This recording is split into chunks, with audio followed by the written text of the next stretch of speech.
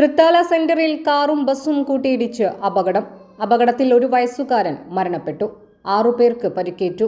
തൃത്താല സെന്ററിൽ ചാപ്പോസ് വെഡ്ഡിംഗ് സെന്ററിന് സമീപം കാറും ബസ്സും കൂട്ടിയിടിച്ചുണ്ടായ അപകടത്തിൽ 1 വയസ്സുകാരൻ ഐസിനാണ് മരണപ്പെട്ടത്. 6 പേർക്ക് പരിക്കേൽക്കുകയും ചെയ്തു. ഞായറാഴ്ച പുലർച്ചെ 6:30ഓടെയായിരുന്നു അപകടം.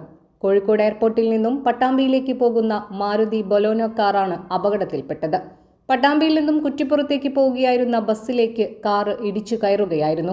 കാർ ഡ്രൈവർ ഉറങ്ങിയതാണ് അപകടത്തിനിടയാക്കിയത് എന്നാണ് പ്രാഥമിക നിഗമനം. പട്ടാമ്പി സ്വദേശി ഹനീഫയും കുടുംബവുമാണ് കാറിലുണ്ടായിരുന്നത്.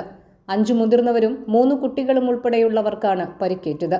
ഇതിൽ 3 പേരെ കുന്നംകുളത്തെ സ്വകാര്യ ആശുപത്രിയിലും മറ്റു 3 പേരെ തൃശൂരിലെ സ്വകാര്യ ആശുപത്രിയിലും പ്രവേശിപ്പിച്ചു. തൃത്താല പോലീസ് സ്ഥലത്തെത്തി മേൽ നടപടികൾ സ്വീകരിച്ചു. News desk 3 Max live.